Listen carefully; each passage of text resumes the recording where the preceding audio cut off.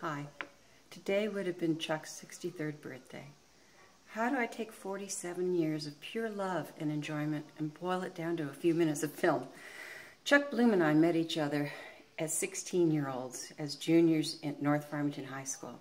We mostly knew each other through our affiliation with the newspaper, the Northern Star. Our first editorial was fun. My first recollection of my favorite editorial that Chuck wrote was when a group of adults, joined by certain members of the school board, came into our school and complained that a student was sitting on the floor in a wide hallway playing a guitar and wouldn't move away quickly enough. Well, Chuck's response in his editorial was that the Red Sea probably wouldn't have moved for them either, and they should get a grip on reality.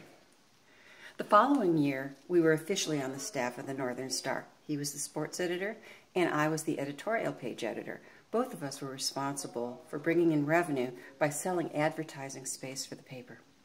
One of our favorite stories about our adventures is when we went to one particular hamburger purveyor, Mr. S. What Chuck would do is he would tell Mr. S that his chief rival down the block gave us free hamburgers, and they were the best burgers that we had ever eaten. Well, Mr. S would have nothing of that. He insisted that we sit down and eat his hamburgers to prove that they were far superior to his rival. The next year, I went to University of Michigan and moved into a dormitory, Alice Crocker Lloyd Hall, which was known as the pilot program. I had settled into my room and met my roommate and began to wander around the dorm. Imagine my surprise when I bumped into Chuck Bloom, and he said, "Leslie!" and he gave me a big hug. We saw each other on and off during the first semester, and one night he and some of his friends from a section of the dorm called Palmer 3 started pantomiming along with 1950s and 1960s music in an area of the dorm known as the Blue Carpet Lounge. The next semester, it was very popular. The next semester, this group of boys expanded and included boys from another hall in the dorm, and they called themselves Jimmy and the Javelins. There was no Jimmy, and the Javelin was a car. You could not have had a cooler name for a band. Each of the boys had a stage name. Chuck was the Tor, short for Constrictor, which was a name he had picked up in college. Dave was the Kid, Mark was Big Jocko, Jeff was the Penguin, and Ron was the Prince. They decided to perform at the rec room in the basement of the dorm, known as Alice's Restaurant, which was named after a popular song and the first name of the namesake of our dorm. The boys realized that a lot of the songs that they were singing had a girl in it. So Chuck came to me and said, "Hey, Leslie, how'd you like to be the girl in our group?" And I said, "Well, gee, that sounds pretty good, Chuck, but how about having a girl band perform with your boy band?" And they said that was okay. And voila, Chastity and Belts came into being. As the semesters went by, we ventured outside Alice Lloyd and performed at other dormitories, actually getting money. The highlight for us was being invited by the University Activities Committee to perform at the Michigan Union Ballroom, which is a large entertainment stage on the main campus.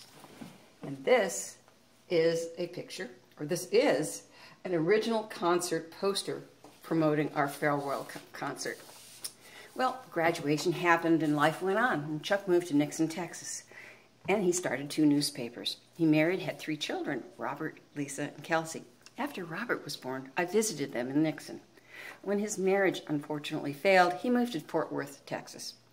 I kept in touch with him, but one year I lost contact with him when I got my Christmas card back that said, "Addressee unknown." Well, that began a challenge for me to try to find Chuck Bloom.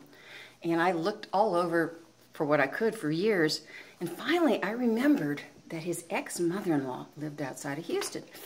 So being brave, I called her up and I said, "Gee, I'm Leslie, I know Chuck and your daughter and the family. Where's Chuck?" And she said, "I don't know where Chuck is, but he's somewhere around Dallas." Well, that's all I needed. What I then did, and this is before internet, of course, I grabbed a map and started calling all of the suburbs around Dallas that could have a newspaper, asking for Chuck Bloom.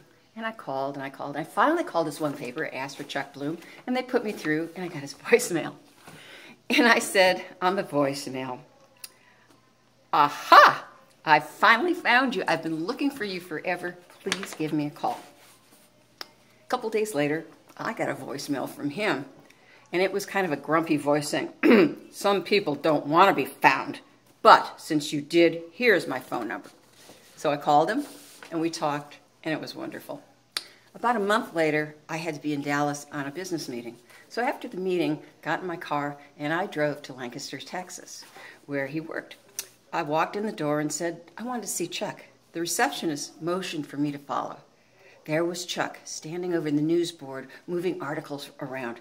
I tapped him on the shoulder. He saw me, gave me one of those big Chuck bear hugs. Since then, we have never spent much time not being in touch with each other.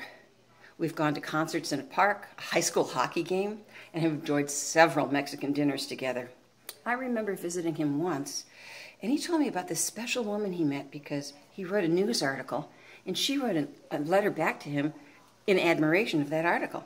Well, that woman was our own wonderful Jody. She has filled his life with love, romance, and happiness for many, many years. He had never been so happy. So, dearest Chuck, damn it, I'm going to miss you.